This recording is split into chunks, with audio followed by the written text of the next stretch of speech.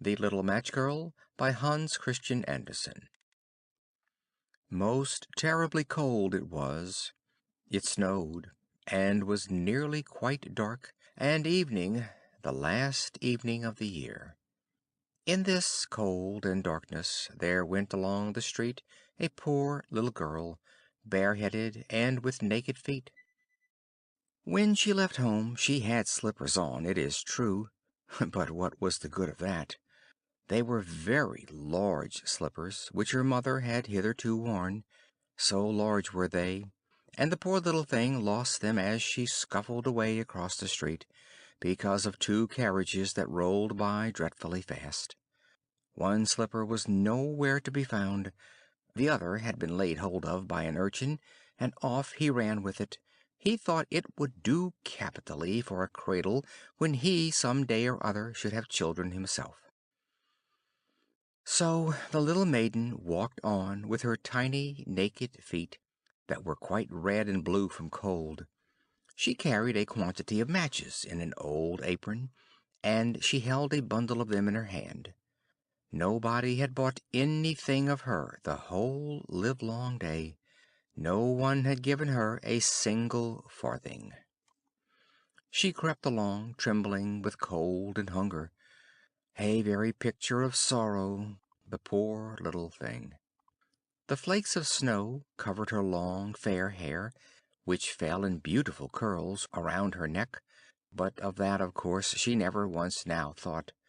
From all the windows the candles were gleaming, and it smelt so deliciously of roast goose, for you know it was New Year's Eve. Yes, of that she thought. In a corner formed by two houses, of which one advanced more than the other, she seated herself down and cowered together. Her little feet she had drawn close up to her, but she grew colder and colder, and to go home she did not venture, for she had not sold any matches, and could not bring a farthing of money. From her father she would certainly get blows, and at home it was cold too, for above her she had only the roof, through which the wind whistled, even though the largest cracks were stopped up with straw and rags. Her little hands were almost numbed with cold. Oh, a match might afford her a world of comfort, if she only dared take a single one out of the bundle, draw it against the wall, and warm her fingers by it. She drew one out. How it blazed! How it burnt! It was a warm, bright flame, like a candle, as she held her hands over it, and it was wonderfully light. It seemed really to the little maiden as though she were sitting before a large iron stove, with burnished brass feet and a brass ornament at top. The fire burned with such blessed influence, it warmed so delightfully. The little girl had already stretched out her feet to warm them too, but the small flame went out. The stove vanished. She had only the remains of the burnt-out match in her hand. She rubbed another against the wall. It burned brightly, and where the light fell on the wall, there the wall became transparent, like a veil, so that she could see into the room. On the table was spread a snow-white tablecloth.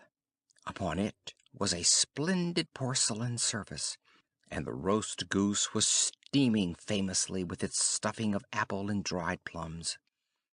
And what was still more capital to behold was, the goose hopped down from the dish, reeled about on the floor with knife and fork in its breast, till it came up to the poor little girl, when the match went out, and nothing but the thick, cold, damp wall was left behind.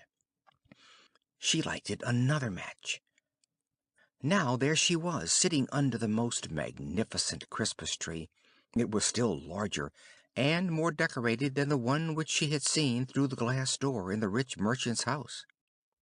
Thousands of lights were burning on the green branches, and gaily colored pictures, such as she had seen in the shop windows, looked down upon her.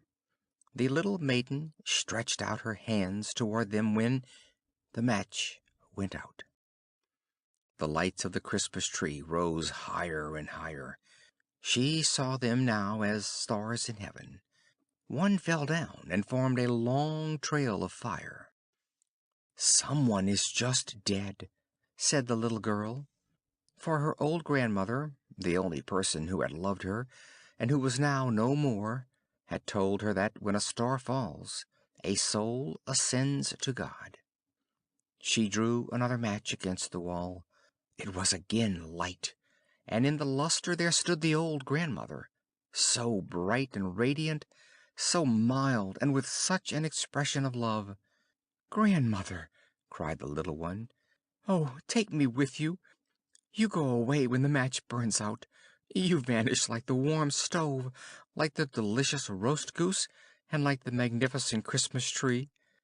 And she rubbed the whole bundle of matches quickly against the wall, for she wanted to be quite sure of keeping her grandmother near her, and the matches gave such a brilliant light that it was brighter than at noonday.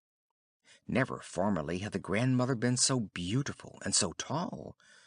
She took the little maiden on her arm, and both flew in brightness and in joy so high, so very high, and then above was neither cold, nor hunger, nor anxiety.